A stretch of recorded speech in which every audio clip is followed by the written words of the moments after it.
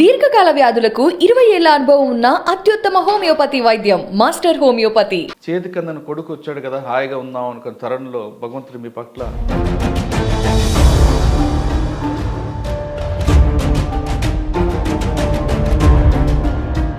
సాయిచంద్ అనగానే నాకే ఒకసారి గొంతులో సాయిచంద్ అంటే అంత స్పీచ్. ఈ గడ్డ మీద తెలంగాణ రాష్ట్రంలో 119 నియోజకవర్గాల్లో గులాబీ జెండానే ఉండాలి. రామన్న జెండా ఉపయోగమే కదా, ఓకే కదా. తెలంగాణ గడ్డ మీద గులాబీ జెండా, గులాబీ జెండా, కాదు గుర్తు గులాబీ జెండా, గులాబీ జెండా. అది మనసుకు బాగా ఇప్పటికీ హత్తుకుపోయే పాట. అంటే మా నాన్న కూడా చాలా మంచి స్వరం సార్. అంటే సాయిచంద్కి తాత తండ్రి నుంచి వచ్చినది ఆస్తి సార్, మాకుండే ఆస్తి అదే. కొత్త వెలుగు రాదా, సరి కొత్త బతుకు రాదా,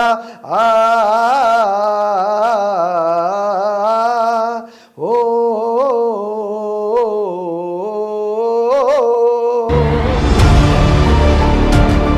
పుట్టుకతోనే సాయిచంద్ కూడా అట్లా గొంతు వచ్చిందేమని నాకు అనిపించింది. ఎందుకంటే నేను ఇట్లా పాడుతూ ఉండడం వల్ల నా స్వరం తనలో ఇవిడిపోయింది. మన అన్న పాట ఫస్ట్ పాడాలని నిర్ణయించుకున్నాను సార్. అని అదే పాట. ఏం పాట అంటే, మమ్మిడిసి వెళ్ళిపోతివా ఆంజనేయులన్నా, మమ్మిడిసి వెళ్ళిపోతివా. కానీ ఈరోజు నేను నా కొడుకు కొరకు ఇదే పాట సార్. మమ్మిడిసి వెళ్ళిపోతివా మా సాయి చందు,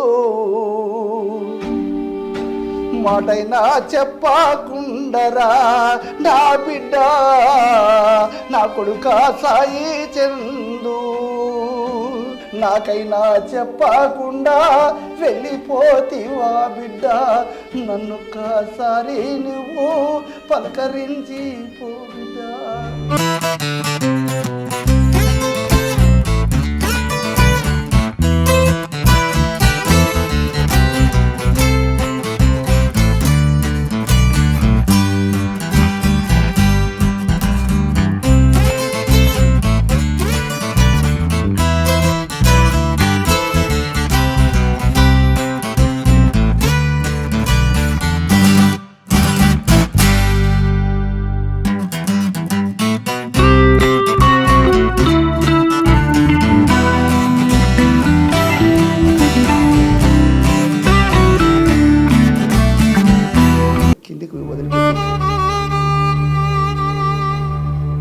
నా కన్న బిడ్డపై ఈశ్వరా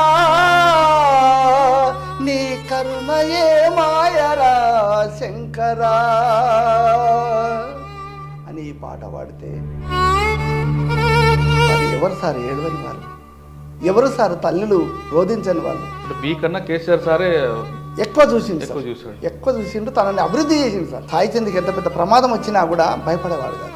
అంటే మొండి మొండి మొండి ధైర్యం సార్.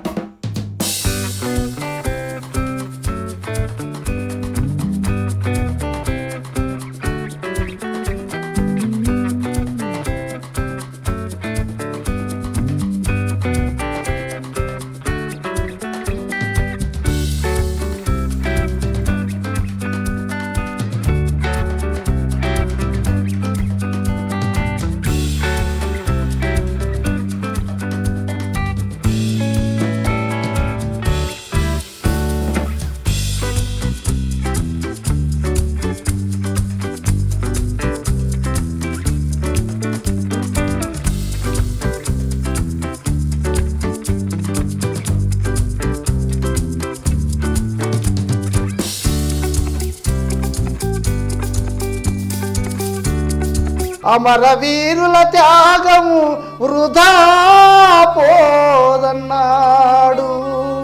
నాడు నా కొడుకు అట్లా అన్నాడు సార్. నేడు ఆ అమరవీరుల్లో కలిసిపోయిన నా బిడ్డని నేను, ఆ శివుని నేను వేడుకుంటున్నా సార్. ఇప్పుడు నా కన్న బిడ్డ ఏడని, నా కన్న కొడుకు ఏడని, నా కన్న కొడుకు సాయి చందు ఏడని. ఈ వారం మన గెస్ట్ ఇటీవల మృతి చెందిన ప్రముఖ గాయకుడు సాయిచంద్ తండ్రి వెంకటరామ గారు. కొడుకు చనిపోయిన తర్వాత ఆయన జీవన విధానం ఏ విధంగా ఉంది, ఆయన పాటల జ్ఞాపకాల్లో ఆయన ఎలా ఉన్నారు అనే విషయాల్ని ఆయన తెలుసుకుందాం. అన్న నమస్తే. నమస్కారం సార్. అన్న, సాయి చంద్ అనగానే నాకే ఒకసారి గొంతులో పొంగిన వస్తుంది, బాధపడుతుంది. మరి మీకు ఎలాగుందో నాకు అర్థం కావట్లేదు. కానీ అంటే మీ పేరు కూడా మర్చిపోయేలాగా చేస్తున్నాడు ఆయన సాయి చంద్. సాయి చంద్ అంటే అంత ఆ స్పీచ్ అది. ఆయన చనిపోవడం ప్రభుత్వం అన్ని విధాలుగా ఆదుకుంది. కానీ కొడుకుతో చెప్పుకోవాల్సినవి, కొడుకు తీర్చేసి బాధ్యతలు ఇంకా రకరకాలు చాలా ఉంటాయి. చేతికందని కొడుకు వచ్చాడు కదా, హాయిగా ఉందాం అనుకున్న తరుణంలో భగవంతుడు మీ పట్ల చిన్న చూపు చూశాడు. దాంతో చాలా ఇబ్బంది పడుతున్నట్లున్నారు మీరు. సాయి చంద్ అసలు పాట వైపు మళ్ళడానికి కారణం ఏంటి? సాయి చంద్ ఇంత స్థాయికి వస్తాడని మీరు ఎప్పుడైనా ఊహించారా? 2, సాయి చంద్ తర్వాత అంటే చనిపోయిన తర్వాత మీ జీవన విధానం ఎలాగుంది? ఈ 3 ప్రశ్నలు సమాధానం చెప్పే ముందు మీ కుటుంబ నేపథ్యం, సాయి చంద్ అటువైపు అడుగులు వేయడానికి కారణం చెప్పు. ముందుగా మీ ఐ డ్రీమ్ ఛానల్ వారికి నా యొక్క నమస్కారాలు. నా పేరు వెంకటరాములు. మా ఊరు అమర్చింత, జిల్లా వనపర్తి జిల్లా, ఉమ్మడి మహబూబ్నగర్ జిల్లాలో ఇప్పుడు వనపర్తి జిల్లా కిందకి మా ఊరు వస్తుంది. మాది మండల కేంద్రము. ఒకప్పుడు నియోజకవర్గ కేంద్రం కూడా అమర్చింత. ఇప్పుడు మొక్తలకు డిలిమిటేషన్లో వెళ్ళిపోయింది. అయితే నేను ఇప్పుడు సాయి చంద్ వాళ్ళ నాన్నగానే పిలువబడుతున్నాను. ఒకప్పుడు నా పేరు నాకు సార్థకం ఉండేది.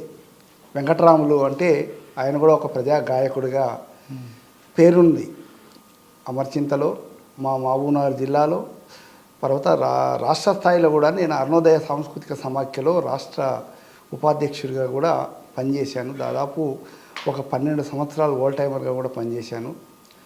89 నుంచి 2001 దాకా నా సుదీర్ఘ ప్రయాణం అది. మొత్తం గవర్నమెంట్ జాబ్ వదులుకొని నాకున్న ఉద్యోగాలు ఏ ప్రైవేటు అయినా ఏవి కూడా నా సొంత పని అనేది లేదు, ప్రజల పనే నా పనిగా ఎన్నుకొని ఒక దాదాపు సామాజిక ఉద్యమాల్లో సామాజిక గీతాలతోటి నా యొక్క ప్రయాణం సాగింది. ఆ క్రమంలోనే నాకు 2 కొడుకులు. పెద్ద కొడుకు క్రాంతి కుమార్, ఆయన మిలిటరీలోకి పంపించాను. ఆయన అంటే 81లో ఆయన పుట్టిండు, 82లో పుట్టిండు, 84లో సాయి చంద్ పుట్టిండు. అంటే ఈ ఇద్దరు కూడా ఒకరు దేశానికి కొరకు నేను సేవ చేస్తానన్నా అని నా పెద్ద కొడుకు అంటే, ఆర్మీ సైనికుడిగా నేను జాయిన్ అవుతానంటే సంతోషం అని నేను ఇంకా ఇంతకంటే గొప్ప కార్యం ఏం చేయలేం మనం మనకుండే స్థాయిలో. మాది దళిత కుటుంబం, శ్రామిక కుటుంబం, పేద కుటుంబం. మా నాన్నల ఆస్తులు మాకేం లేవు, నాకు కూడా ఆస్తి లేదు. కాబట్టి మనకు ఉండే ఆస్తే ఈ దేశంలో ఉండే సంపద మీదనే మనం బతకాలి. నాకేం ప్రభుత్వ ఉద్యోగం లేదు. సరే నీవు ఆర్మీలోకి వెళ్తానంటే సంతోషం. ఆర్మిక సైనికుడిగా ఈ దేశానికి సేవ చేస్తాననేది దృక్పథం రావడమే చాలా గొప్ప విషయంగా నేను భావించి తనను ఆర్మీలోకి పంపాను. సర్వీస్ పూర్తి చేసిన 17 సంవత్సరాలు. ఆ తర్వాత రిటైర్డ్ అయిన తర్వాత 1 ఇయర్ 2002లో జాయిన్ అయ్యిండు, 2018లో రిటైర్డ్ అయ్యిండు. 2021 ఏప్రిల్ 1వ తారీఖు నాడు లివర్ డ్యామేజ్ కావడంతో చనిపోయాడు ఆయన పెద్ద కొడుకు. రెండో కొడుకు సాయి చంద్. ఆయన ప్రస్థానం చెప్పాలంటే కొద్దిగా చెప్తాను. అయితే 3వ పాపన ఉంది నాకు ఇప్పుడు ప్రస్తుతం. ఇక నా కూతురు ఉన్నది, ఆమె కూడా ప్రజెంట్గా పైలట్ ట్రైనింగ్ చేస్తుంది బేగంపేటలో. సో ఈ 3 సంతానానికి నేను ఉన్నాను. అయితే నా కొడుకుల తల్లి చనిపోయింది. నా మొదటి భార్య, నా 2 కొడుకుల తల్లి 2001లో ఆమె కరెంటు షార్ట్ సర్క్యూట్ తోటి మా ఇంట్లో సర్క్యూట్ షార్ట్ వచ్చి బట్టలు ఆరేస్తుంటే చనిపోయింది. ఆ యొక్క దుఃఖాన్ని సాయి చంద్ కళ్ళారా చూసిండు.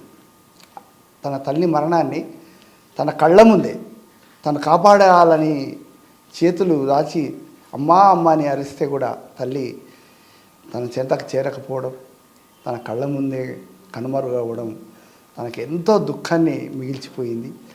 ఆ 15 ఏళ్ల వయసు తనకప్పుడు సాయి చంద్. ఆ పసిప్రాయంలో తన కన్నీళ్ళు తుడుచుకొని ఎంతసేపు ఆపుదామన్నా కన్నీళ్ళు ఆగని వయస్సు ఆయనది.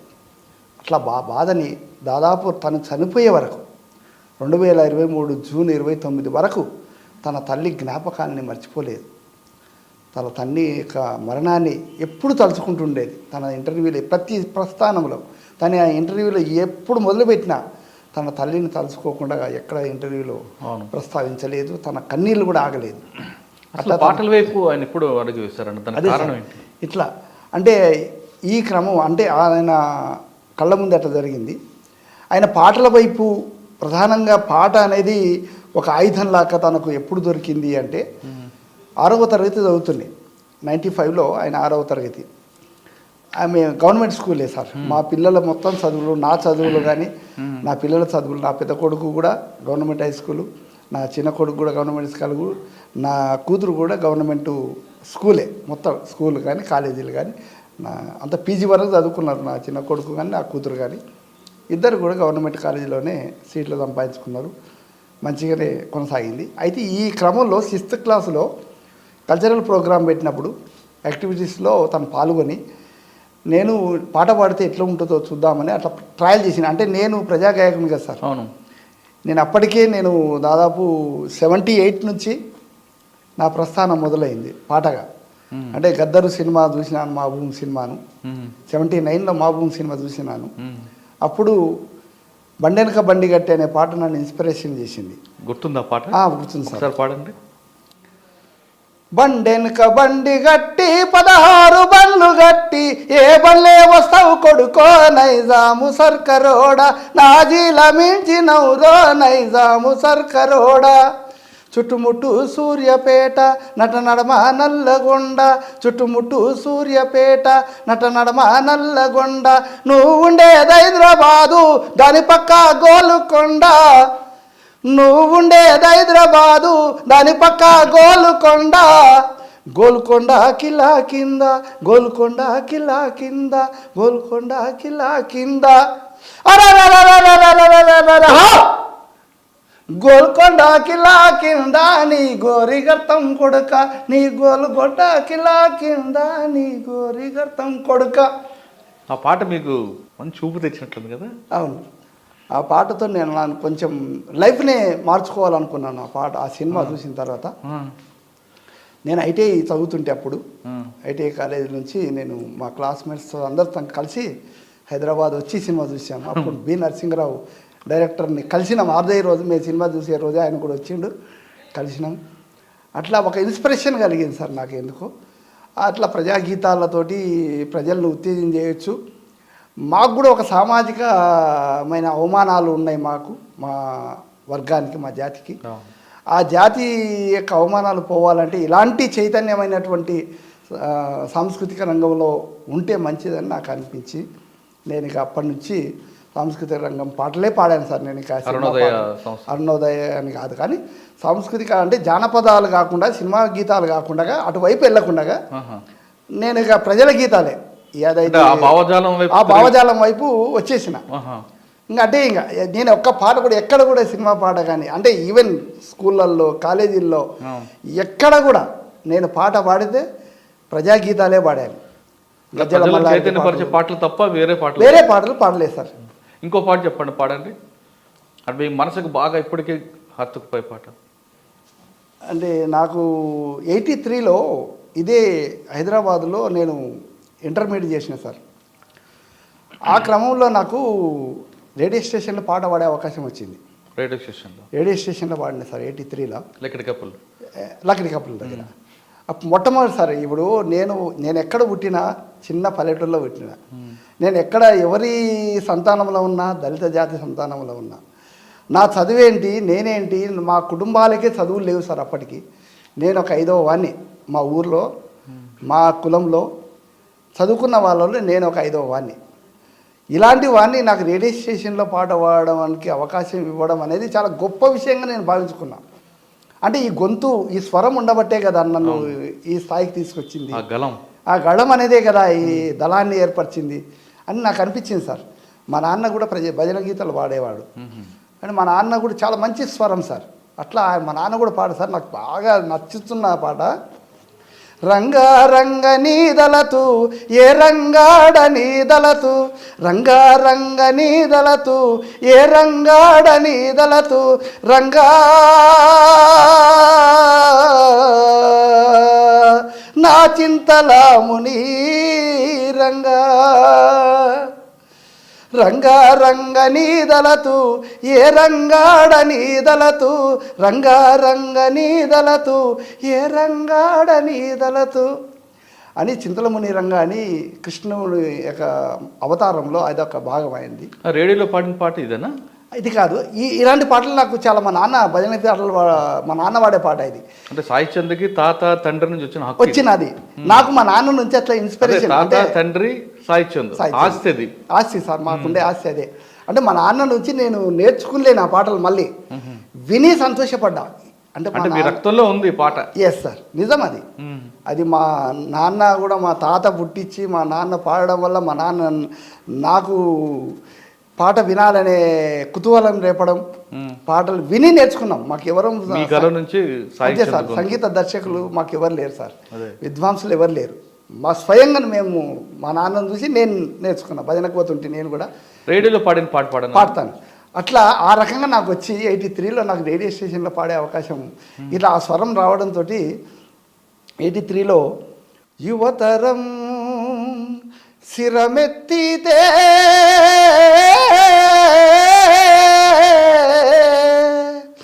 నవతరం గళమెత్తితే యువతరం శిరమెత్తితే నవతరం గళమెత్తితే లోకమే మారిపోదా చీకటే మాసిపోదా దురాచార బంధనాలు దొల్లిపడిన పల్లెలో దోపిడి బందెల దొడ్లై దోచై పట్టాల్లో కొత్త వెలుగు రాదా సరికొత్త బతుకు రాదా కొత్త వెలుగు రాదా సరికొత్త బతుకు రాదా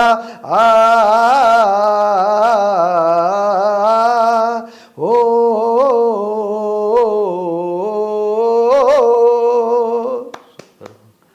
ఏమన్నారు పాటకి అప్పుడు?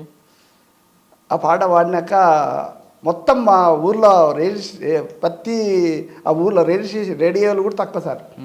మా ఇంటి దగ్గర ఉన్న రేడియో దగ్గరకు వచ్చి విన్నారు సార్. అప్పుడు చాలామంది మా క్యాస్టే కాకుండా ఊరు మొత్తం, మా ఊరి పిల్లగాడు హైదరాబాద్లో రేడియో స్టేషన్లో పాట పాడుతుందంటే ఎప్పుడు సార్ 83 మాట, దాదాపు 40 ఏళ్ళ క్రితం మాట. ఊరు జనం అంతా సంతోషపడ్డారు సార్. అంటే సార్ మీ ప్రస్తావన అలా కొనసాగుతున్నప్పుడు అవును సార్ 6వ క్లాస్లో సాయి చంద్కి పాట వైపు అదే ఇదే సార్ 83లో నేను అంటే సాయి చంద్ పుట్టలే ఇంకా. అంటే తన ప్రస్థానానికి ఎందుకు వస్తున్నా అంటే 83లో నేను ఇట్లా పాడడం వల్ల నాకు పుట్టుకతోనే సాయి చంద్ కూడా అట్లా గొంతు వచ్చిందేమని నాకు అనిపించింది. ఎందుకంటే నేను ఇట్లా పాడుతూ ఉండడం వల్ల నా స్వరం తనలో ఇవిడిపోయింది. అంటే 84లో పుట్టిన తర్వాత 6th క్లాస్లో పాడుతున్నప్పుడు నేను కూడా ఒక పాట పాడతాని నా కొడుకు మా నాన్న వాడిన పాటని నేను ఒక పాట రాసి ఇంటి సార్. అప్పట్లో మా ఊరిలో ఒక రైతు కూలి సంఘం నాయకుడు చనిపోయాడు. ఆయనకు నేనంటే అభిమానం, నా పట్ల చాలా గౌరవంగా ఉండేవాడు. నేను కళాకారుడిగా అప్పటికే బాగా ఎస్టాబ్లిష్. చనిపోతే ఆయన 1991లో చనిపోయినప్పుడు తన మీద నాకు అభిమానం పెరిగి పాట రాశాను. చనిపోయిన రోజే పాట రాసి పాట పాడాను. ఆ పాట అది ఉధృతంగా మోగింది. అంటే మా ఊర్లో అంటే సభలలో ఏ సభలో వాడినా ఈ పాట పాడితే ఏడవని ప్రజలు లేరు. మా ప్రజలే కాకుండా అంటే మా ఊరు వాళ్ళే కాకుండా చుట్టుముట్టు ఎక్కడ సభలు పెట్టినా నేను పాడితే మాత్రం కన్నీళ్ళు రాక తప్పలేదు. ఈవెన్ వేదిక మీద కూర్చున్న వాళ్ళు సైతం అంత ఇదిగా ఉండేది. ఆ పాట ట్యూన్ ఏంది సార్ అంటే ఆ పాటనే నా కొడుకు మా నాన్న రాసిన పాట, మా నాన్న వాడిన పాట, మందిని కదిలించిన పాట, ఏడిపించిన పాట. నేను ఎందుకు వాడకూడదు? ప్రైజ్ వచ్చినా రాకపోయినా ఈ పాట వాడాలని మా నాన్న పాట ఫస్ట్ పాడాలని నిర్ణయించుకున్నాను సార్. అని అదే పాట. ఏం పాట అంటే నిన్నగాక మొన్నే గదా నిన్నగాక మొన్నే గదా నిండుగా నవ్వి మాట్లాడి భుజం భుజం కలిపి నడిచి భుజం భుజం కలిపి నడిచి చేదోడు వాదోడయి మాటలోనే మాయామైతివా ఆంజనేయులన్నా మమ్మిడిసి వెళ్ళిపోతివా ఆంజనేయులన్నా మమ్మిడిసి వెళ్ళిపోతివా. కానీ ఈరోజు నేను నా కొడుకు కొరకు ఇదే పాట సార్.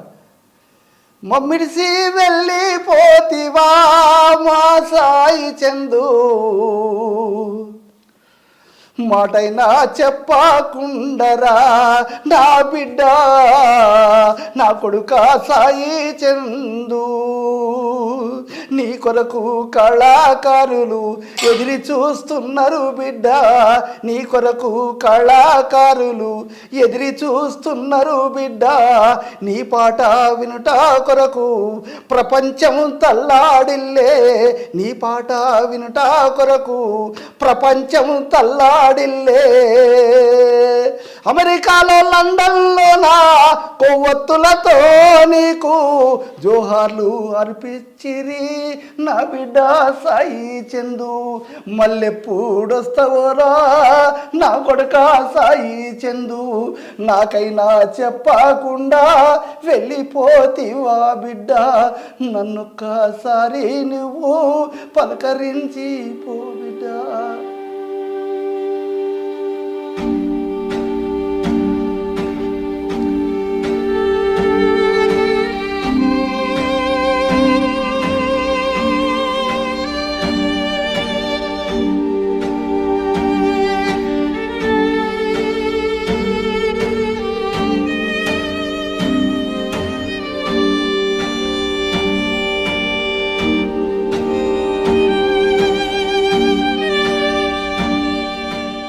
ఆరో క్లాస్లో పాట తర్వాత సార్ ఆయన పాటల వైపు అడుగేస్తాడని మీరు ఎప్పుడు అనుకున్నారు? ఇక అక్కడి నుంచి ప్రస్థానం ఇంకా ఆపలేదు సార్. తను 10th క్లాస్ వరకు ఇంకా పాటలు పాడుతూనే ఉన్నాడు. ప్రతిసారి తన ప్రైజులు వస్తూనే ఉన్నాయి. కాలేజీలో కూడా తను పాటలు పాడుతూనే ఉన్నాడు. ఆత్మకూరులో ఇంటర్మీడియట్ అయిపోయింది. డిగ్రీ కొరకు హైదరాబాద్కి వచ్చింది సార్. ఇక డిగ్రీలో తను ఎంటర్ అయిన తర్వాత పీడిఎస్యు రంగంలో ప్రవేశం జరిగింది తనకు. ఆ తర్వాత అరుణోదయ సాంస్కృతిక రంగంలో కూడా తను కాలు పెట్టిండు. ఇక తను పాటగాడు కాబట్టి తప్పకుండా అరుణోదయ వాళ్ళు ఆకర్షించిండ్రు. నువ్వు అరుణోదయలో పనిచేయాలని చెప్తే అరుణోదయలో కూడా పనిచేసిండు. అంటే సిపిఎంఎల్ ప్రజాపంత ఇప్పుడు ఆ పార్టీలో పనిచేస్తూ పీడిఎస్యూలో పనిచేస్తూ ప్లస్ కళాకారుడుగా ఆర్గనైజర్గా రెండిట్లో ఆయన పనిచేసి ఆ క్రమంలోనే ఇక పాటల ఊపంగా ఆగలేస్తారు. ఇక అసలు జన చైతన్య పాటలు ఎక్కడ పోయినా తను సాయి లేకుండా లేవు పాటలు అప్పట్లో. అక్కడ కూడా ఆ సాంస్కృతిక రంగంలో పీడిఎస్ రంగంలో అరుదయ రైతు కూలీ సంఘంలో కానీ పార్టీ సభలలో కానీ సాయి చందు లేకుండా పాట లేదు. అలాంటిది 2005 తర్వాత 6-7 ప్రాంతంలో యూనివర్సిటీలో ఇక అడుగుపెట్టింది సార్. అప్పటికే తెలంగాణ మూమెంట్ అనేది ఉధృతంగా ప్రవాహంలాగా వస్తుంది.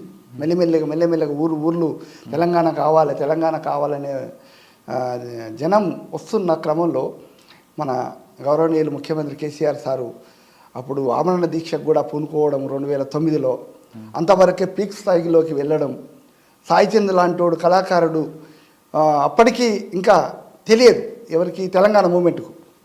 ధూమ్ధామ్ కళాకారుల్లో తను ఇంకా పాత్ర మామూలు చిన్న అడుగులు పెద్ద అడుగులు లేవు అప్పటికి. రసమయ్య బాలకృష్ణ యొక్క ధూమ్ధామే చెలరేగుతుండే అప్పటికి. ఆ క్రమంలో యూనివర్సిటీలో తను అడుగు పెట్టిండు. ఇక యూనివర్సిటీలో ఆయన పీజీ ఎంటర్ అయినప్పుడు అప్పుడు కళాశాల విద్యారంగం నుంచి ఒక నైట్ అవుట్ చేసినట్ట December 31 ఇవి తెలంగాణ నైట్ అవుట్. ఆ క్రమంలో అప్పుడు సాయి చందు పాట అంతకుముందే శ్రీకాంతాచారి చనిపోయింది కదా సార్. శ్రీకాంతాచారి చనిపోయినప్పుడు ముట్టేపల్లి సురేందర్ గారు ఆయన రాసిన పాట రాతి బొమ్మలో కొలువైన శివుడు అనే పాటని సాయి చంద్ తోటి పాడించింది. ఇక ఆ పాట చూడు సార్ అది ఇక మోగిపోయింది అక్కడనే.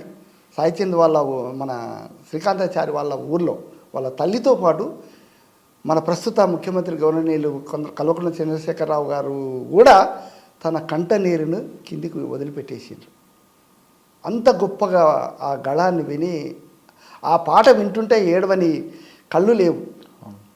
అంటే ముఖ్యమంత్రి స్థాయి గల వాళ్ళని కంట నీరు పెట్టించింది అని తనంతకు తను, అరే ఇంత గొప్ప కళాకారుడు నేను ఎక్కడ చూడలేదు, నాకు కూడా కంట కన్నీరు పెట్టించిండు ఈ బాబు ఎవరని అక్కడ తను వాకప్ చేసుకొని, ఇతను ఎవరు అంటే మహబూబ్నగర్ జిల్లా ఆయనది.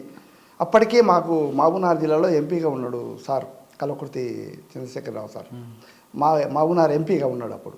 అరే నా నియోజకవర్గంలో ఇంత మంచి కళాకారుడు ఉన్నాడా అని ఇంక అప్పుడు తనని ఇంటికి పిలిపించుకొని, నువ్వు ఇక నుంచి తెలంగాణలో ధూమ్ధాంలో నువ్వు ఒక మెయిన్ కళాకారుడు, రసమై ఒక వైపు, నువ్వు ఒక వైపు, నువ్వు ఒకటే పాట పాడు, ఇదే పాట మొత్తం స్టేట్ అన్ని ప్రాంతాల్లో నువ్వు రసమైతో పాటు నువ్వు ఉండాలి, ఈ ఒక్క పాట చాలు నువ్వు ఒకటి లేదా 2 పాటలు చాలు నీకు అని అట్లా ఆయన పాట లేనిది అసలు సభ లేదు కదండి. లేదు అంటే ఆ పాట అంతా సార్ పాడిన తర్వాత ఈ సభ ప్రారంభమైంది. అంటే రాతి బొమ్మల్లో అనే పాట సార్ నిజంగా అది, రాతి బొమ్మల్లో కొలువైన శివుడా రక్తబంధం విలువ నీకు తెలియదురా, నుదుటి రాతలు రాసేవో బ్రహ్మదేవా, తల్లిదండ్రుల బాధ నీవు ఎరుగవురా, తెలిసుంటే చెట్టంత నా కొడుకుని, తెలిసుంటే చెట్టంత నా బిడ్డని తిరిగి తెచ్చియగలవా నీ మహిమలు, రాతి బొమ్మల్లోన కొలువైన శివుడా రక్తబంధం విలువ నీకు తెలియదురా, పువ్వులో పువ్వునై నీ పూజ చేశాను, నీరులో నీరై నీ పాదాలు కడిగాను, ఒక్క పొద్దులు ఉండి ముడుపు చెల్లించాను, దిక్కు నీవని మొక్కి ధీమాగా నిలిచాను, నా కన్న బిడ్డపై ఈశ్వరా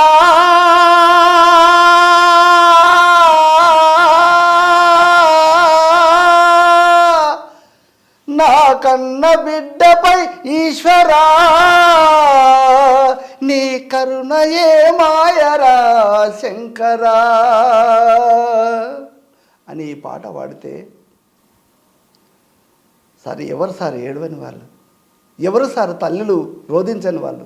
ఆ పాట మీకు కూడా వర్తిస్తుంది ఇప్పుడు నాకు సార్ అది చెప్తున్నా సార్, లక్షలాది మంది నోట ఈ పాట విని ఎక్కడ పోయినా సాయి చంద్ ఈ పాట పాడితే మాకు ఎంత అంటే ఒక కన్నీళ్ళే కదా సార్, ఎంత సంతోషం కూడా, ఎంత అద్భుతమైన ఒక ఇది ఆర్ద్రత మనిషిలో పుట్టుకొస్తుంది, అంత గొప్పగా వాడేవాడు సార్, ఆ స్వరంలో అంత మెలకువలు. అన్న ఆ పాటలు కొడుకు పాటలు ఉన్నప్పుడు ఎప్పుడైనా అనిపించింది నాకన్నా పెద్దవాడు అవుతున్నాడు అని అనిపించిందా? నాకు అనిపించలేదు, కానీ నాకు ఒకటి మాత్రం గమనించిన సార్, అయితే మేము ఎప్పుడు కూడా డిస్కస్ చేసుకునే వాళ్ళం కదా సార్ పర్సనల్గా, అంటే నీకు ఏమైనా పాటల మీద ఒక అంటే రీసెర్చ్ చేయాలని ఏమన్నా ఉన్నదా, లేదా కవిత్వం మీద ఏమన్నా రీసెర్చ్ చేయాలని ఉన్నదా, ఇంకేమన్నా ఉన్నదా అని నేను ఎప్పుడూ అడగలే, కానీ తను పాడుతుంటే మాత్రము వింటుండవాన్ని నేను, అంటే ఈ స్వరము ఇక ఆగదు, ఇది పెరిగి పెరిగి పెద్దదైపోతుంది మాత్రం నాకు అర్థమైపోయింది. కానీ ఆయన పాడుతుంటే పాటలో లీనమైపోతాడు ఆయన. అవును సార్, ఏదో మామూలుగా కొంతమంది గాయకుల్లాగా ఏదో చూసి పాడడం అన్నది కాకుండా పాటలు లీనమై అసలు అదొక శక్తి ఏదో ఆయన చుట్టూ తిరుగుతున్నట్టు అనిపిస్తుంటుందండి. అది ఆ క్రమశిక్షణ ఎక్కడి నుంచి వచ్చిందంటారు ఆయనకి? అది ఒక రకంగా సార్ నేను కూడా క్రమశిక్షణ కలిగిన కళాకారుని. నేను అరుణోదయ సాంస్కృతిక రంగంలో ఒక 13 సంవత్సరాలు సుదీర్ఘమైన నా జీవితము తను చూసిండు. మా నాన్న ఎప్పుడు అంటే ప్రజల కోసమే పనిచేస్తూ తిరిగి క్రమశిక్షణ కలిగి, అంటే ఏ దుర్వ్యసనాలు లేకుండా, ఏ దురభ్యాసాలకు దూరంగా ఉండి, తను ఎక్కడ కూడా ఆస్తి సంపాదించుకోవాలనో లేకపోతే నాకు పేరు రావాలను అంటే చెడు వ్యసనాలు ఏమి లేవు. లేవు, తాపత్రయం లేదు మా నాన్నకు. ఇలాంటి మీకు ఆ సాయి లక్షణాలు చందు కూడా లేదు చెడు లేదు వ్యసనాలు. లేదు. అంటే ఆ గొంతు కోసం ఖచ్చితంగా రోజు అని తను స్వీట్ కూడా తినేవాడు కాదు సార్, గొంతునంత కాపాడుకునేవాడు. అంటే ఏదైనా ఒక ప్రజల కోసం చేయాలనే ఒక దృష్టికోణం ఉంది సార్. అది గతంలో వామపక్ష భావజాలంతో పనిచేసింది. నెక్స్ట్ కేసీఆర్ సార్ వచ్చిన తర్వాత అంతకంటే రెట్టింపు ప్రజల కోసమే ఉండాలిగా, నాకు ఏమీ వద్దు, పదవులు వద్దు, ఇవొద్దు అవద్దు, సారు చెప్పిండు మన ప్రోగ్రాం చేయాలి, వెళ్ళాలి, ప్రోగ్రాం సక్సెస్ చేయాలని చెప్పి తెలంగాణ రాకముందు అదే చేసిండు. తెలంగాణ వచ్చిన తర్వాత కూడా సార్ కేసీఆర్ సార్ని అంటిపెట్టుకునే ఉన్నాడు. కేసీఆర్ సార్ కూడా నా కొడుకుని ఒక దత్తపుత్రుడిలాగానే చూసింది సార్. ఇదైతే నిజం సార్. నేను ఎంతగా ప్రేమించాను అంటే నేను 15 సంవత్సరాల వరకు నా దగ్గర ఉన్న తర్వాత ఎప్పుడైతే డిగ్రీ కొరకు వచ్చిందో అప్పటి నుంచి నేను పెద్దగా తన బాగోగుల గురించి పట్టించుకునే అవకాశం లేకుండా పోయింది. ఇక హైదరాబాద్లో చేరిన తర్వాత ఏమైపోతుంది సార్ అంటే ఫ్రెండ్షిప్ ఏర్పడము, లేదా ఆర్గనైజేషన్లో ఉండడము, లేదంటే ఇంకేదన్నా ఒక టాలెంట్ వస్తుంది సార్ హైదరాబాద్ చదువుకుంటే. ఎవరికైనా సార్ యూనివర్సిటీలో అడుగుపెట్టిందంటే తప్పకుండా ఒక స్కాలర్ అని అవుతాడు, ఒక డాక్టర్ అని అవుతాడు, ఒక యాక్టర్ అని అవుతాడు, ఒక లాయర్ అని అవుతాడు. ఇది కంపల్సరీ జరుగుతుంది అనేది నాకు. అంటే మీ కన్నా కేసీఆర్ సారే ఎక్కువ చూసిండు, తనని అభివృద్ధి చేసిండు సార్. ఈ పాటల ఈ కథలకి ఎప్పుడైతే వచ్చిందో ఇలాంటి కళాకారుని పోగొట్టుకోకూడదు, ఇలాంటి కళాకారుని ఒంటరిగా వదిలిపెట్టకూడదు, పాట పాడి వెళ్ళిపో అనకూడదు. తనని తన దగ్గర చేర్చుకొని నీకేం కావాలి, నీకేం అవసరం ఉంది, నీ జీవితానికి సరిపడా ఏమైనా ఇల్లు, బట్ట, అన్నము ఏమైనా అవసరం ఉంటే చెప్పు, అన్నీ సమకూరుద్దాం, ఇక నీవు ఎక్కడ వెళ్ళొద్దు అని చెప్పి ఆ రకంగా తనని అట్లా సమకూర్చింది సార్. తెలంగాణ ప్రభుత్వం వచ్చిన తర్వాత తనకు ఒక ఇల్లు ఏర్పాటు, తన యొక్క అంటే మంచి జీవితం, ఎక్కడ నీవు శ్రమ చేయొద్దు, ఇక ఎక్కడ ఉద్యోగ ప్రవేశం చేయొద్దు, ఈ రాజకీయ ప్రస్థానంలోనే ఉండు, ఈ కళారంగంలోనే ఉండు, నీ తర్వాత వచ్చే కళాకారులు ఎంతోమందిని మనకు తెలంగాణకు చాలా అవసరం. గవర్నమెంట్ వచ్చిన తర్వాత కూడా నా యొక్క పథకాల విషయంలో కానీ ప్రజలకు వివరంగా చెప్పడానికి కొరకు నీలాంటి కళాకారుడు కనీసం ఒక 10 మంది అన్న తయారు కావాలి అని చెప్పి ఆయనని ఏ సభలకు అయినా నువ్వు మాత్రం ఉండాలి, నేను నాది ఉపన్యాసం, నీది పాట, ముందు నీ పాట, నా తర్వాత నాది మాట. అట్లా జరిగింది సార్, దాదాపు కొన్ని ఏళ్ళు జరిగింది తెలంగాణ. మీరు సాయి పాటల్లో అంటే మీరు రాసిన కాకుండా ఆయన చాలా పాటలు పాడాడు, వేల పాటలు. మీకు బాగా కదిలించిన పాట ఒక పాట పాడండి. తను పాడిన పాటల్లో నన్ను బాగా కదిలించిందంటే నాన్న పాటనే సార్. ఇంకా అంతకంటే నాకు గొప్పగా అంటే చాలా ఇన్స్పైర్ అయిపోయాను నేను. ఒక తండ్రి మీద బ్రతికున్నప్పుడే తండ్రి జీవితం గురించి, తండ్రి అంటే ఎట్లా ఉండాలనేది ఒక ఊహాజనితంగా రాసే విషయం కాదు సార్. ఒక తల్లి విషయం కానీ ఒక తండ్రి విషయం కానీ అది భౌతిక విషయం కదా సార్. పాడండి. పాడతాను సార్. అది నన్ను ఇన్స్పైర్ చేసింది ఆ పాట. నాన్న నాన్న నాన్న నాన్న నాన్న నాన్న నీ మనసు ఎంత మంచిదో నాన్న, నాన్న నాన్న నాన్న నీ ప్రేమ ఎంత గొప్పదో నాన్న. మేము అమ్మ కడుపులో ఉన్నప్పుడు అమ్మ మనసు కష్టపెట్టలేదట, మేము భూమి మీద పడ్డ వేలప్పుడు నువ్వు బాధలన్నీ మర్చిపోయినావట. ముద్దు పెట్టుకొని గుండె కద్దుకుంటాము,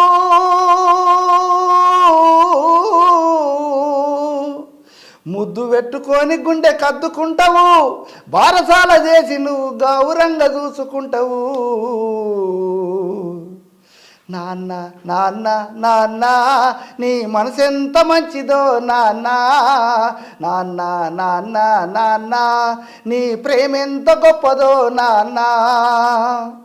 మా ఏలు పట్టుకొని నడక నేర్పినవు, ఎదల ఎత్తుకొని మురిసిపోయినవు, మంచి చెడ్డలన్నీ మాకు చెప్పినవు, మేము ఎదుగుతుంటే నువ్వు పొంగిపోయినవు. బుద్ధులెన్నో చెప్పినవు బుజ్జగించినవు,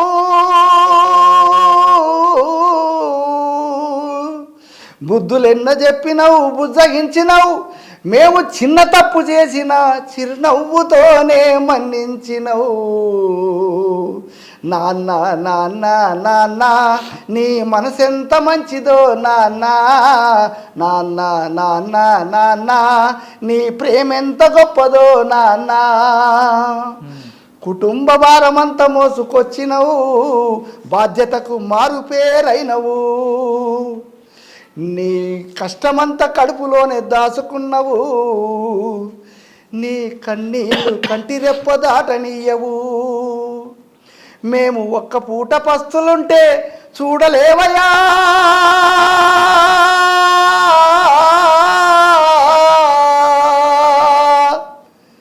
మేము ఒక్క పూట పస్తులుంటే చూడలేవయా, నువ్వు ఎన్ని పస్తులున్నావో మాకు చెప్పలేదయా.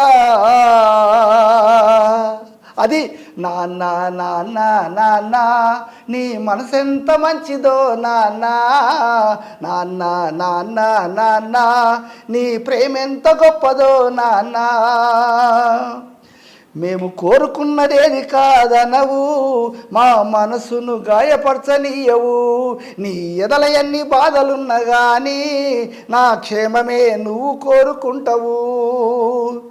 నీ త్యాగం ఎంత పొగిడినా కొంచెమేనయా,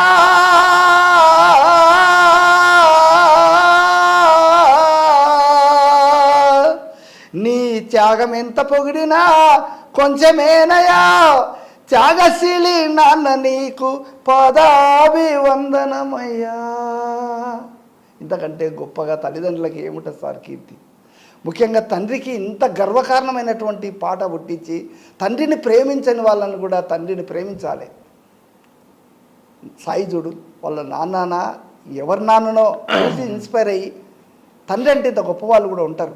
తండ్రికి పిల్లల మీద ప్రేమ కూడా ఉంటుంది. తండ్రి యొక్క అవసరం పిల్లలకు అందరికీ ఉండాలి, ఉంటుంది. మా నాన్న కూడా అట్లా ఉన్నాడు, మాకు అట్లా నేర్పించిండు. ఆయన చూసి నేను నేర్చుకున్న పాట నేర్చుకున్నా, ఆయన మాట నేర్చుకున్నా, ఆయన క్రమశిక్షణ నేర్చుకున్నా. ఆయన జీవితమే నాకు ఒక గుణపాఠం. కష్టాలు కన్నీళ్ళు అన్నీ ఆయనకు తెలుసు. పిల్లల్ని సంతోషం ఎట్లా పెట్టాలని తెలుసు. పిల్లల్ని ఎప్పుడు కూడా ఆయన దుఃఖపెట్టిన రోజులు లేవు, ఎప్పుడు సంతోషమే కలిగించిండు మా నాన్న. అన్న ఈ పాటలో సాహిత్యం ఉంది కదా నాన్న గురించి రాసింది అన్న, పాటల్లో కాకుండా నిజ జీవితంలో కూడా అలాగే ఉంటాడు మీ పట్ల సాయి? పాటల్లో కాకుండా నిజ జీవితంలో కూడా సార్ అంతకన్నా ఎక్కువ ఉండేవాడా? అంతకంటే ఎక్కువ అని ఇప్పుడిప్పుడే ఉండేది, కానీ నా పట్ల మాత్రం ఎప్పుడు ప్రేమ కలిగి ఉండేది సార్. సరే చాలా ఏళ్ళు మేము కొన్ని రోజులు కలిసిలేము, మాట్లాడుకునిలేము, కొంచెం దూరం. అంటే ఆయన ఎప్పుడు హైదరాబాద్లో ఉండేవాడు, ఆయన ప్రోగ్రాంలు ఎక్కువ ఉండేవాడు.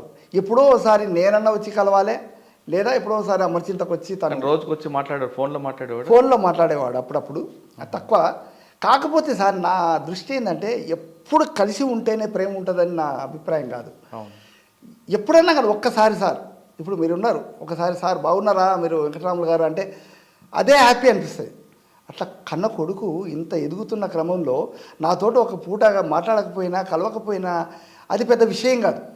కానీ గొప్పవాడుగా కీర్తించబడుతున్న కొడుకును చూసి ఇంకా అంతకంటే సంతోషం ఇంకేముంది, గర్వం. అది చాలా గర్వంగా అనిపించి నా కొడుకు చాలా ఎక్కడైనా ఉండని హ్యాపీగా ఉన్నాడు, సంతోషంగా ఉన్నాడు.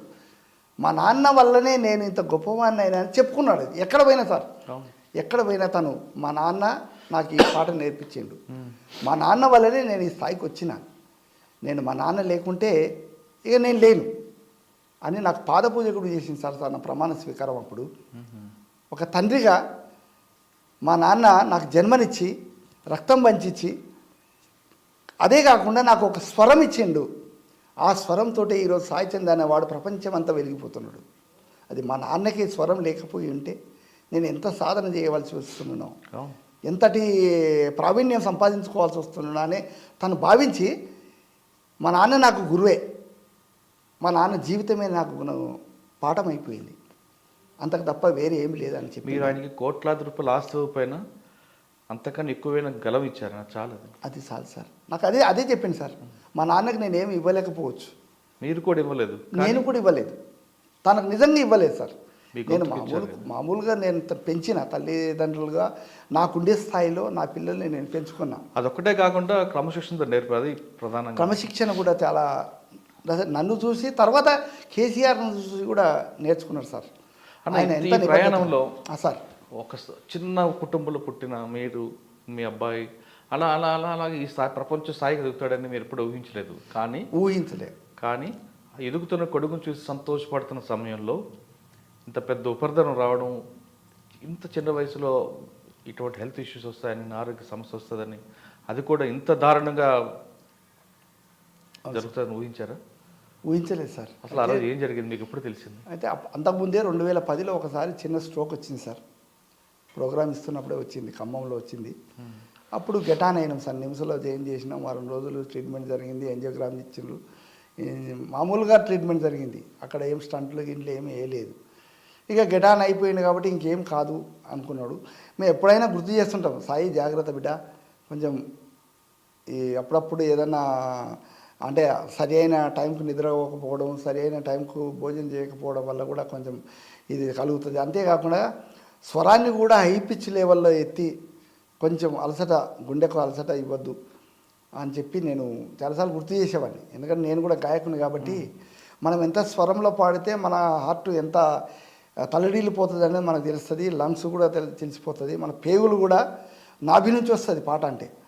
కనుక అట్లా మనం పాడుతున్నాం కాబట్టి మనం కొంచెం కొంచెం చూసుకోవాలి బిడ్డ, ఆరోగ్యం కూడా చాలా ఇంపార్టెంట్ అని చెప్పి ఆ తర్వాత నేను గుర్తు చేస్తుంటా. అంటే కూడా తను ఏం కాదు నాన్న, నాకేమవుతుంది నాన్న, నువ్వే ఇంత వయసు వరకు బతికినావు, నేను బ్రతకలేనా, నీకు ఏమీ అలవాటు లేవు, నాకు ఏమీ అలవాటు లేవు, బ్రతకొచ్చు, నాకేం అట్లాంటిది ఏం లేదు, రాకపోతే ఏదో చిన్న బబులు ఏదో వచ్చిందట, అది పోయింది నాయన, ఏం కాదు అని చెప్పి అనేవాడు. బట్ ధైర్యంగా కూడా ఉండేవాడు సార్, మొండిగా ఉండేవాడు. అంటే పెద్దగా చిన్నదాన్ని కూడా కొద్దిమంది అబ్బో ఏమాయనో తట్టు తగిలితే కూడా ఏమైందో అని భయపడే కాలాల్లో సాయి చంద్కి ఎంత పెద్ద ప్రమాదం వచ్చినా కూడా భయపడేవాడు కాదు. అంటే మొండి ధైర్యం సార్, నాకేమవుతుంది అనే ఒక ధైర్యంతో జీవించిండు. చాలా గొప్ప. మీకు ఎప్పుడు తెలుస్తుందండి? అదే రోజు తెల్లవారుజాము 4:45 ఫోన్ వచ్చింది సార్. ఫోన్ అంటే నాకు డైరెక్ట్గా వేరే వాళ్ళు చేసిండ్రు. వేరే వాళ్ళ ద్వారా వస్తే వేరే వాళ్ళు మా ఇంటికి వచ్చి సాధ్యందు నిన్ను హైదరాబాద్ తీసుకురమ్మన్నాడని వచ్చిండు కారు తీసుకొని. ఇంత తెల్లవారుజామున నన్ను ఎందుకు పిలుస్తాడు, సరే నేను ఫోన్ చేస్తలే అని అనుకున్నా. తర్వాత మళ్ళీ ఎందుకో ఉండలే, పిలిచిందంటే ఏదో కార్యక్రమం ఉండొచ్చు, ఏదో సంథింగ్ నాతో పని ఉండొచ్చు అని చెప్పి పోదంలే అంటే ఆయన సార్ 15-20 నిమిషాల్లో స్నానం చేసి రెడీ అయిపోయినా, పోదాం పదా అని. అప్పటికే నాకు తెల్లగేటలకు జనాలంతా వచ్చి నిలబడేది మా ఇంటి ముందర.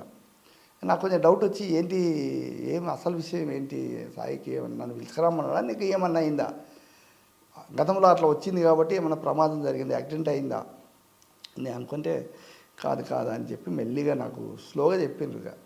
లేదు హాస్పిటల్లో ఉన్నాడు అన్నారు. లేదు ఏమో అయింది చెప్పండి, ఇదని చెప్పండి అంటే ఏం లేదన్నా అన్నాక లేడు అంటారా మా గుండెలు జారిపోయింది సార్. నేను అట్లే కుప్పకూలిపోయినా సార్, కారు కాడ సీట్ ఎక్కటోని కుప్పకూలిపోయి సార్ ఏమని రోధించాలి సార్, ఎవరిని ఏమని వేడుకునాలి, ఆ మహాశివుని వేడుకోవాలన్నా, బ్రహ్మదేవుని వేడుకోవాలన్నా, మహావిష్ణువుని వేడుకోవాలన్నా, లేకపోతే ఈ ప్రజలందరూ ఆశీర్వదించిన ఈ ప్రజలందరినీ నేను కాళ్ళ ఏళ్ళవడి మొక్కితే నా కొడుకు బ్రతుకుతాడా, లేదా ముఖ్యమంత్రి సారు ఇంత గొప్ప మనిషిగా కళాకారుడిగా తీర్చిదిద్దిన నా కొడుకుని, తను కూడా తన ఒక బిడ్డలాగా భావించిన కొడుకుని నేను కాళ్ళ ఏళ్ళు మొక్కితే కూడా నా కొడుకుని బ్రతికించగలడమా? అన్నీ ఉన్నాయి సౌకర్యాలు. తను అనుకుంటే ఒక క్షణాల మీద తను హాస్పిటల్లో చేర్పించి బతికించేటటువంటి పరిస్థితులు ఉన్నాయి. అయినప్పటికీ కూడా ఆయన పడిన ఎంబడే మాట లేదు, కళ్ళు చూపు లేదంట సార్. మేము కూడా అక్కడ లేము కాబట్టి మాకు తెలియదు, మా కోడలు చెప్తే తెలిసింది. అలా అసలు క్షణంలోనే సార్ ఇట్లా మంచం మీద లేచినట్టే కింద పడ్డాడంట, కళ్ళు మూసుకున్నాయి, మాట లేదు. ఏ ఒక్క మాట మాట్లాడినా కొంచెం ట్రీట్మెంట్ ఇవ్వడానికి అవకాశం ఉండేదేమని ఆమె అన్నది నిజం కూడా. అలాంటి పరిస్థితుల్లో ఎవరు ఏం చేయలేదు సార్. అయితే చివరి వరకు పోరాడింది సార్ మా కోడలు కూడా. హాస్పిటల్కి వచ్చే వరకు, హాస్పిటల్లో కూడా తెలగే వరకు చాలా పోరాడింది, మన భర్తను బ్రతికించుకోవాలని. పోరాడి అలసిపోయింది ఆమె కూడా. కానీ ఎవరు ఏమీ చేయలేని పని సహాయ స్థితిలో సాయి చెందిన నిజంగా సార్ కన్నీటి వీడుకోలు చెప్పింది సార్ హాస్పిటల్లో కూడా. అది గొప్ప నివాళి సార్. ఇంకా హరీశ్రావు సార్ మొట్టమొదటిసారి ఆయనకి ఇంటిమేషన్ ఇస్తే ఆయన్నే వచ్చి ఇక ఆయన దుఃఖాన్ని ఎవరు చూడలేకపోయింది సార్, కార్యకర్తలు, ప్రజలు. అట్లా ఇక నేను హైదరాబాద్ అమర్చింత నుంచి హైదరాబాద్కి వచ్చే వరకు 10 అయిందేమో సార్. వచ్చి ఇంకా బోరున నా గోడు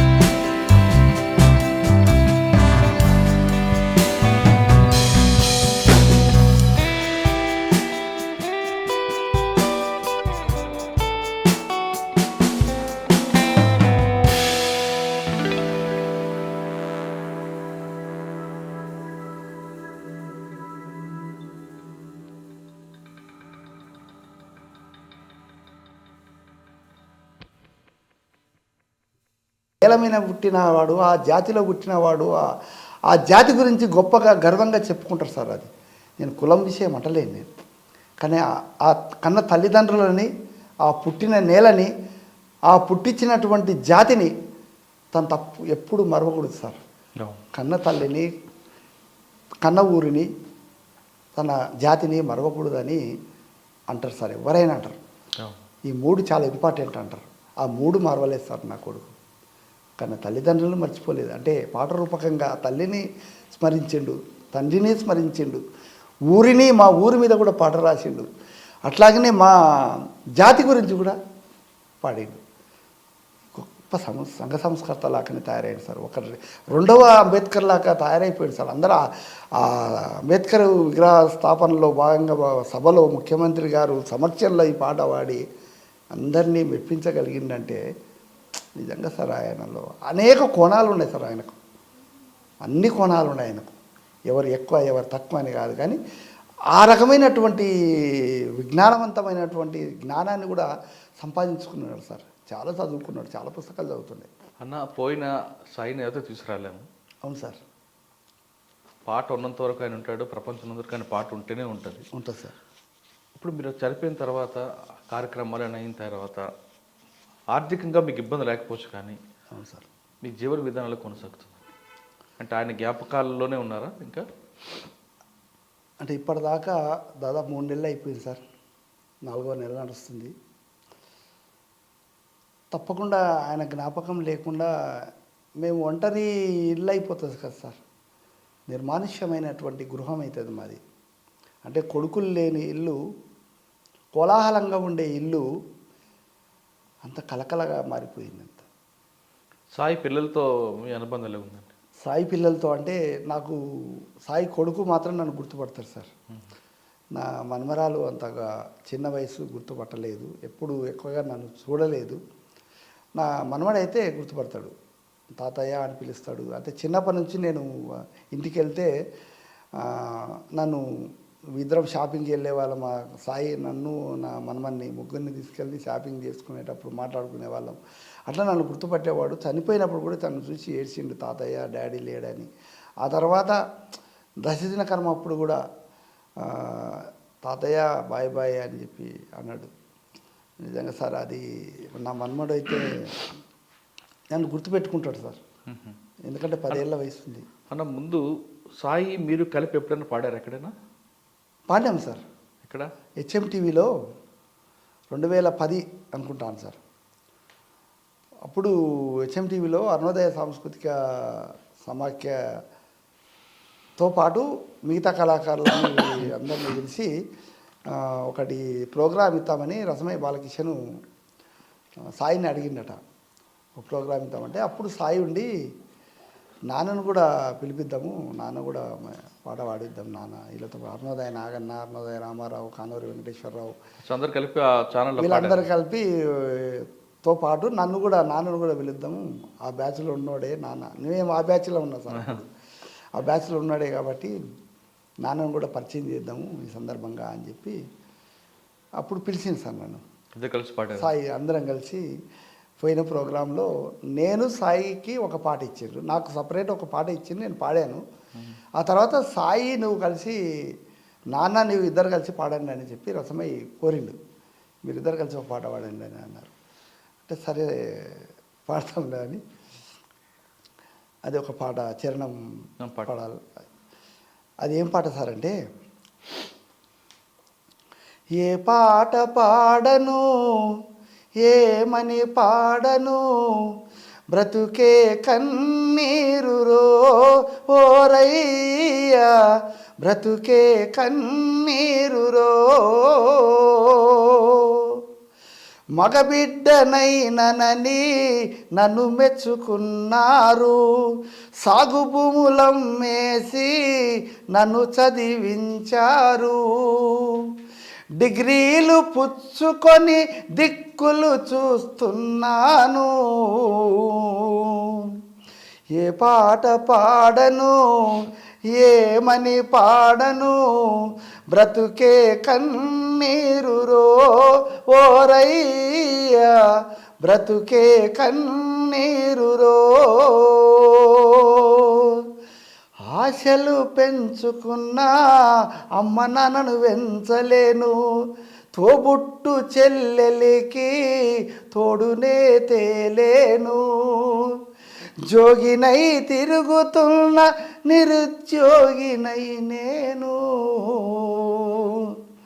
ఏ పాట పాడను ఏమని పాడను, బ్రతుకే కన్నీరురో ఓరయ్యా, బ్రతుకే కన్నీరురో. ఇద్దరం కలిసి పాడినాం సార్. తనొక చరణం నేనొక చరణం. చాలా అద్భుతంగా వాడినాము. అద్భుతంగా అది అందరూ కూడా ఆశ్చర్యపోయింది సార్. తండ్రి గొంతు కొడుకు గొంతు. రసమై బాలకృష్ణ గారే అన్నారు, నాన్న గొంతు కొడుకు గొంతు ఇద్దరు సమతుల్యంగా ఉన్నవి, సమతూకంలో ఉన్నాయి మీ గొంతులు. చాలా అద్భుతమైన అన్న. ఇప్పుడు మీ వారసత్వం సాయి కొడుకులో కనిపిస్తుందా? అంటే ఈ పిల్లగాడు ఇంకా అంటే ఆ స్వరం అనేది ఇంకా రాలేదు, రావచ్చు. తను మన తండ్రి కొడుకులు కలిసి ఏదో జాలిగా తిరుగుకుంటూ పాడిన, అది యూట్యూబ్లలో కూడా వచ్చింది కదా, అట్లా ఆ గొంతు రావచ్చేమని నేను అనుకుంటున్నాను. వస్తే చాలా సంతోషం సార్. నాకు ఇంకా కనీసం ఆ వారసత్వమైన గుర్తింపు, తండ్రి యొక్క పేరు నిలబెట్టడం అనేది కూడా కొడుకుగా బాధ్యత. అది పేరే కాకుండా తన గానాన్ని కూడా 10 మందికి పంచితే అది మహాద్భుతంగా ఉంటుంది సార్. అన్నప్పుడు సాయిని తీసుకురావడం ఎవరితరం కాదు సార్. కానీ ఇప్పుడు మీకు ఏదో కోరుకుంటుంది, అంటే సాయిలాగా మరమ్మతు చూడాలను, లేదంటే సాయికి వారసుగా తయారు చేయాలను, లేదంటే వేరే వ్యక్తుల్లో వేరే వ్యక్తి పాటల్లో సాయిని చూసుకోవడానికి ఏదో ఒకటి చేద్దాం అనుకుంటున్నారు. ఏం చేద్దాం అనుకుంటున్నారు? లేదు సాయి చంద్ పేరు మీద ఏమైనా ఒక అకాడమీ పెట్టి మరికొంతమంది కళాకారుని తయారు చేద్దామన్నా?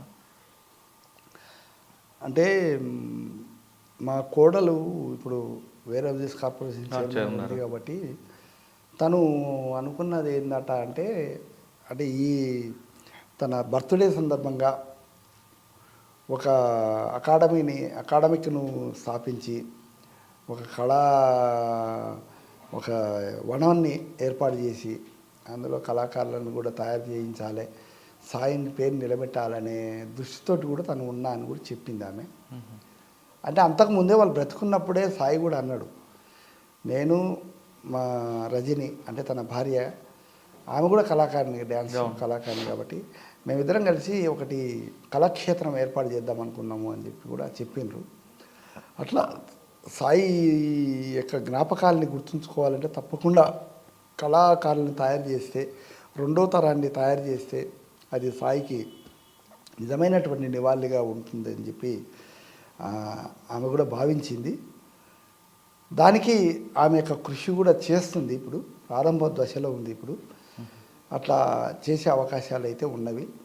అందులో భాగంగా నేను కూడా కళాకారిని కాబట్టి నేను కూడా ఒక పాత్రధారిని. అక్కడిలో నేను మెయిన్ పాత్రధారిని కాదు, కానీ నేను కూడా ఒక చిన్న కళాకారుడిగా అందులో భాగస్వామి. అంటే నా కొడుకు కొరకే, నా కొడుకుకు ఉండే ఆ యొక్క గానాన్ని 10 మందికి పాడి వినిపించాలనే దృష్టి తప్ప. అంటే ఎక్కడ పెడదాం అనుకుంటున్నారని, ఎప్పుడు పెడదాం అనుకుంటున్నారు?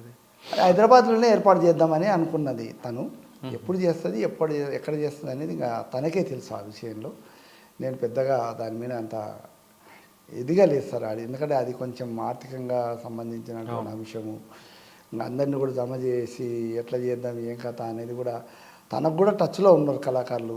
సాయితో ఉండే వాళ్ళు చాలామంది కళాకారులు ఉన్నారు కదా, వాళ్ళందరినీ కూడా సమకూర్చి వాళ్ళతో ఏమైనా డిస్కస్ చేసి ఎట్లా చేద్దాం ఏం కథ అని కూడా తను ఆలోచన చేస్తున్నట్టుంది. అయితే దానికి సంబంధించి కొంచెం తనైతేనే పర్ఫెక్షన్ చేయగలదు అనేది నా విశ్వాసం.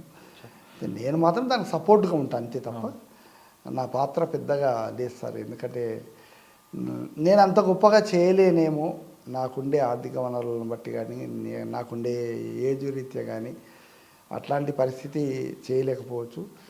నేను ఏదన్నా రమ్మంటే వచ్చి ఇది పలానా చేస్తే ఇది సలహా ఇచ్చి సహకారం అందిస్తా తప్ప ఇంకా నేనే ప్రధాన పాత్రధారిగా ఉండి నేను చేయలేను. అది చేయగలిగితే మా కోడలే చేయాలనేది నేను ఆశిస్తున్నా. తన పిల్లల్ని కూడా తీసుకొస్తాయి. అని అక్కడిగా చెప్పండి.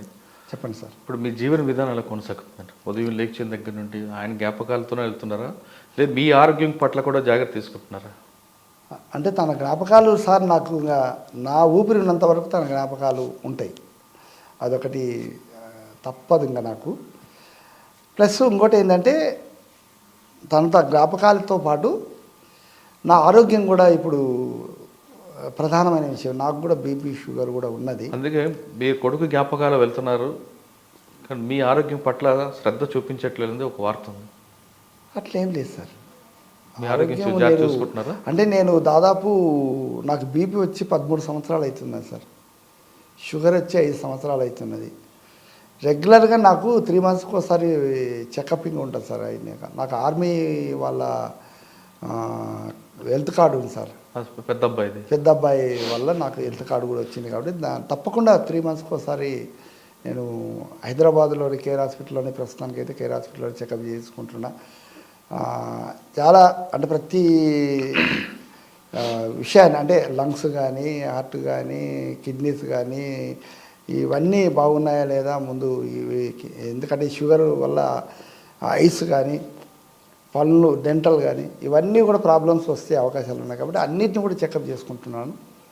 అయితే నాకు ఇప్పటివరకు అయితే బీపీ షుగర్ కానీ నార్మల్ స్టేజ్లోనే ఉన్నాయి. అంటే దానికి ఉన్న స్టేజ్ని అయితే దాటలేదు. ప్లస్ అంటే హై లెవెల్ పోలేదు. ఒక 200 బీపీ కానీ 200 షుగర్ కానీ అట్లాంటిది ఏం రాలేదు సార్ ఇంతవరకు. అంటే నాకు 62 ఏళ్ళ వయసు, కానీ నాకంటే చాలా చిన్న వయసు వాళ్ళకు 300 400 షుగర్ లెవెల్ కూడా పెరిగిపోయే అవకాశాలు ఉన్నాయి. బీపీ కూడా అనేక హై టెన్షన్ అయ్యి వచ్చి కాలు చేతులు పడిపోవడం, పక్షవాతం రావడం ఇట్లాంటివి చాలామందికి నాకంటే చిన్న వాళ్ళకు కూడా వచ్చినాయి. కానీ నాకు ఇంతవరకు అయితే నేను యాక్టివ్గానే నేను వాకింగ్ చేస్తుంటా, తిరుగుతుంటా, రన్నింగ్ చేస్తా. అవసరమైతే రన్నింగ్ బస్సులకు వెళ్ళి కూడా దిగగలుగుతాను, రన్నింగ్ ట్రైన్లకు వెళ్ళి కూడా దిగగలుగుతాను. అంటే యాక్టివేషన్లో ఉంది నా బాడీ అని నాకు అర్థమవుతుంది. అట్లని నేను యువకుడు అని కాదు నా ఉద్దేశం. అంటే నేను అంత పర్ఫెక్షన్గా ఉన్నానని నాకు అర్థమవుతుంటుంది. ఇప్పటి వరకు నేను అనారోగ్యస్తునిగా నేను అంటే నా 62 ఏళ్ళ జీవితంలో 2-3 సార్లు తప్ప నేను బెడ్ మీద పడిన రోజులు లేవు సార్ ఎక్కువగా. అలాగే ఉండాలి మీరు ఇప్పుడు. ఇప్పటిదాకా అయితే అట్లనే ఉన్నా సార్. అలాగే ఉంటారు కూడా అంటే ఏం చెప్పలేము. కానీ ఇప్పటికి అట్లా కొన్ని కంటి పరీక్షలు కూడా చేశారు, అవి కూడా పర్వాలేదు, గ్లాసెస్ వాడుతున్నా కూడా. పంటిది కూడా ఒక పన్ను మాత్రం ఊడిపోయింది, అదొక్కటి ప్రాబ్లం ఉంది తప్ప అవయవాలు ఏవి. ఎందుకు బాడీలో నా కొడుకుని కేర్ హాస్పిటల్లో చెకప్ చేసినప్పుడు బాడీ చెకప్ చేసుకున్నాను సార్. నేను కూడా కరోనా టైం సార్, 2020-21 పెద్ద కరోనా టైం కదా. ఆ కరోనా టైంలో కూడా మేము హాస్పిటల్లోనే ఉంటుంటే, నేను నా కొడుకు 10-15 రోజులు హాస్పిటల్లోనే చెకప్ కొరకు బెడ్ ఉంటుండే ఆయనకు. అట్లా నేను కూడా ఉంటుంటే తనేం పడి ఉంటుండే కాబట్టి నేను కూడా ఎందుకో ఒకసారి కరోనా టైంలో 21లోనే చెకప్ చేసుకునికే అందరినీ పిలిచిండ్రు. పేషెంట్ తరఫున ఉండే వాళ్ళందరూ కూడా చెకప్ చేసుకోండి అంటే నేను కూడా వెళ్ళే సార్. ఆ టైంలో నాకు ఎంతమంది సార్ అంటే నా వయసు 57 ఏళ్ళు సార్. అప్పటికి 2021లో 58 ఏళ్ళు అనుకో. ఆ వయసులో ఉన్న నాకు నా బాడీ వయసు అనేది ఒకటి ఉంటుందంట సార్. బాడీ వయసు 53 ఏళ్ళ వయసు ఉంది సార్ నాకు. ఆశ్చర్యపోయినా సార్, నేనే ఆశ్చర్యపోయినా.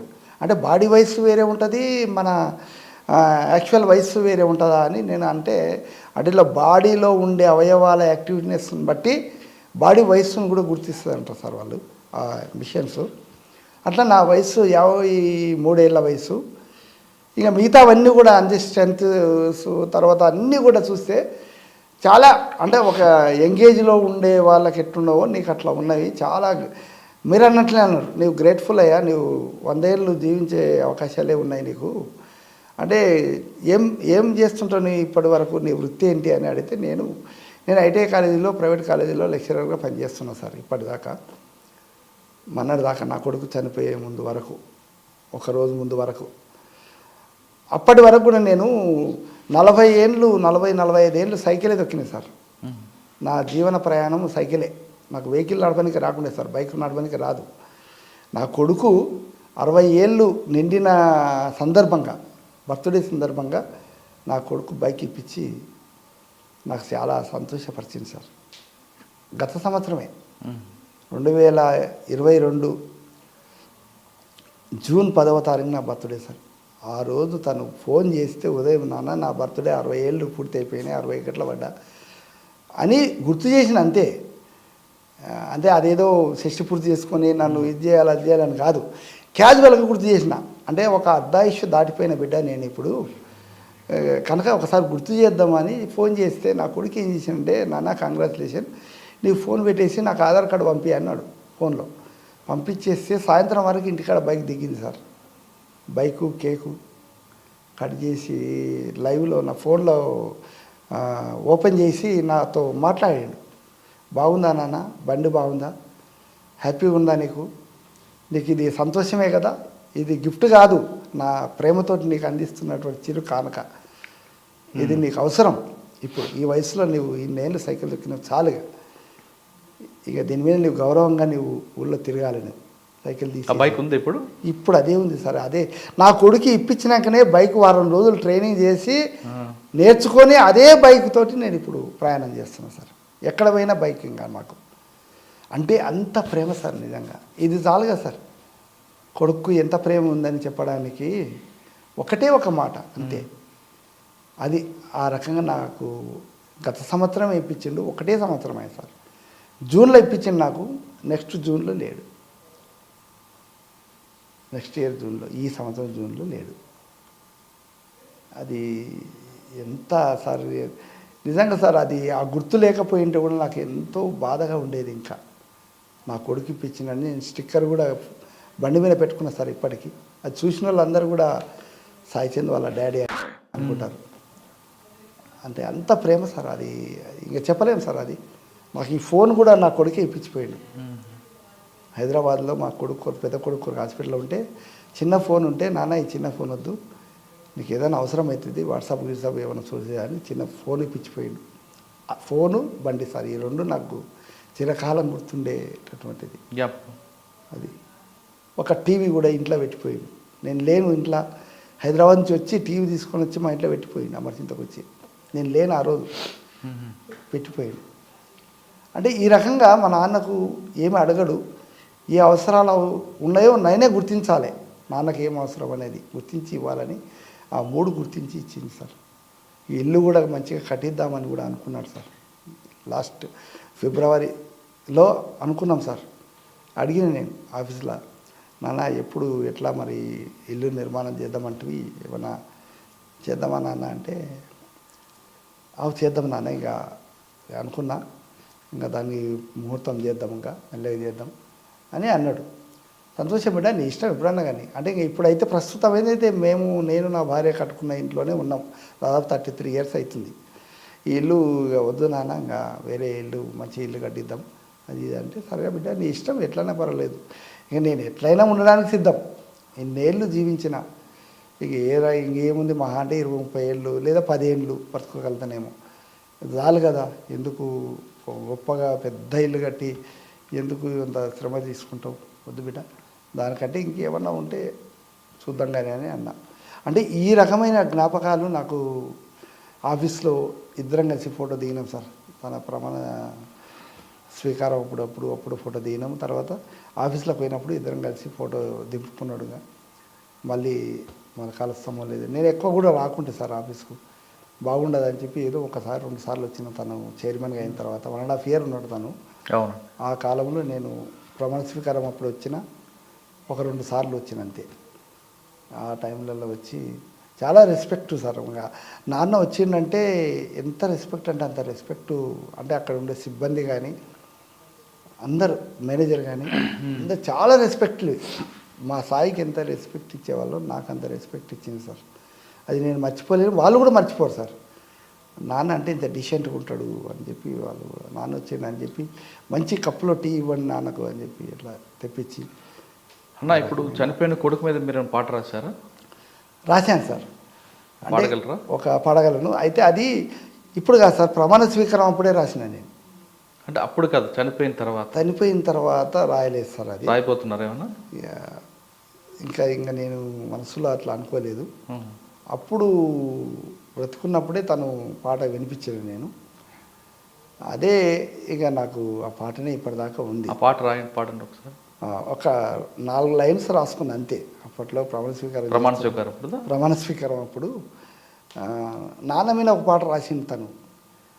నా కొడుకు కూడా ఇంత గొప్పగా కీర్తించబడుతున్న నా కొడుకు గురించి ఒక తండ్రిగా ఒక ప్రేమపూర్వకంగా నేను కూడా గాయకుని కాబట్టి ఒక పాట రూపకంగా అందిద్దామని ఆ వేదిక మీద నేను ఆయన జీవిత చరిత్ర గురించి చెప్పమని వ్యాఖ్యాత అడిగితే చెబుతూ చివరికి మా కొడుకు మీద కూడా నాకు ప్రాణం లేచొచ్చి ఒక పాట రూపకంగా అందించుదామని అనుకున్న 2 లైన్స్. అంటే ఆ పాట పాడినాక నా కొడుకు కూడా సార్ ఎంత ఆత్మీయంగా దుంకున్నాడో, ఇక ఇద్దరం ఏడ్చుకున్నాం సార్. నిజంగా ఆ ఆత్మీయ కన్నీళ్ళు వచ్చినాయి. తనకు వచ్చింది, నాన్న ఎంత అని అట్లా చాలా ఇదైంది సార్. ఆ పాట ఏంది అంటే,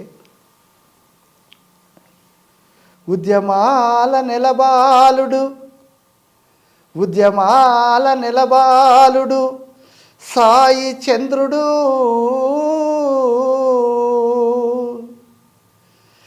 తెలంగాణ రాష్ట్రముకై గళమెత్తిండు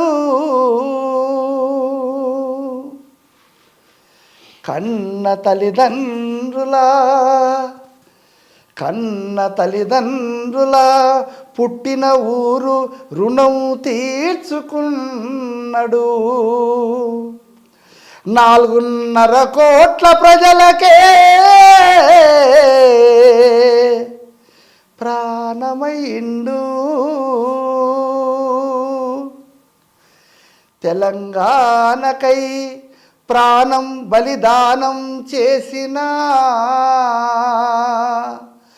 ఆ అమరవీరుల త్యాగము వృధా పోదన్నాడు. నాడు నా కొడుకు అట్లా అన్నాడు సార్. నేడు ఆ అమరవీరుల్లో కలిసిపోయిన నా బిడ్డని నేను, ఆ శివుని నేను వేడుకుంటున్నా సార్. ఇప్పుడు నా బిడ్డను కూడా ఎందుకు ఈ తెలంగాణ కొరకు పోరాడి అమరులైనటువంటి నా బిడ్డలను తెచ్చియమని శివుడా అని అడిగినందుకు నా బిడ్డను కూడా తీసుకెళ్ళావు. నేను తండ్రిగా అడుగుతున్నాను, ఈ కోట్లాది ప్రజలు అడుగుతున్నారు, కోట్లాది ఆ పాట విన్న ప్రజలంతా, ఆ యొక్క గాయకులు అందరూ అడుగుతున్నారు, తల్లులు పిల్లలు భార్య బిడ్డలు అందరూ అడుగుతున్నారు, చెల్లెళ్ళు నా కన్న బిడ్డ ఏడని, నా కన్న కొడుకు ఏడని, నా కన్న కొడుకు సాయి చందు ఏడని ఈశ్వరా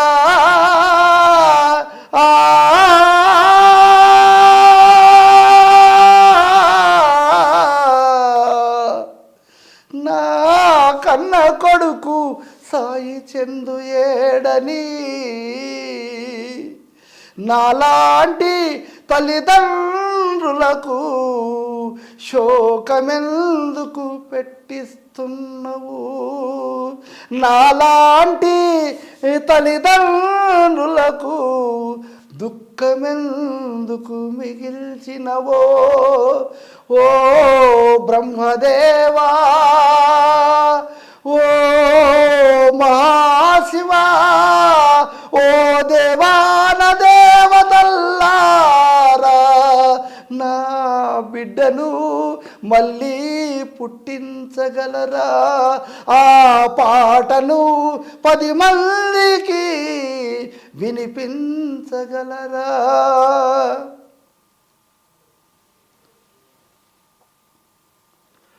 నాన్నకు ప్రేమతో సాయి చంద్ ఇచ్చిన గిఫ్ట్లే తనకి ఇప్పటికీ వెంటాడుతుంటాయి, తనతో పాటు ఉంటాయి అంటున్నారు సాయి చంద్ తండ్రి. సాయి చంద్ ఇచ్చిన సెల్ ఫోన్, వెహికల్, టీవీ, ఈ 3 కూడా సాయి చంద్ జ్ఞాపకాలకి ఉంటాయి. వాటితో పాటు సాయి చంద్కి ఇచ్చిన పాట, ఈ పాట ఎప్పుడు కూడా పాట బతుకున్న కాలం సాయి చంద్ ఉంటాడు, సాయి చంద్ ఉన్నంతకాలం పాట ఉంటుంది. ఆ పాట గొంతుకు నాదైనా నాకు మించిన గారికి నా కొడుకు ఎదిగారు కాబట్టి సాయి చంద్ర తండ్రిగా ఉన్న నా పేరు చెప్పుకోవడానికి గర్వపడతానని చెప్తున్నారు సాయి చంద్ తండ్రి. ఇది వారం సాయి చంద్ తండ్రి గారు ఎక్స్క్లూజివ్ ఇంటర్వ్యూ. వచ్చే వారం మరో గెస్ట్తో మళ్ళీ కలుద్దాం. అందరికీ నమస్తే అన్న. మీకు కూడా సార్ ధన్యవాదాలు సార్.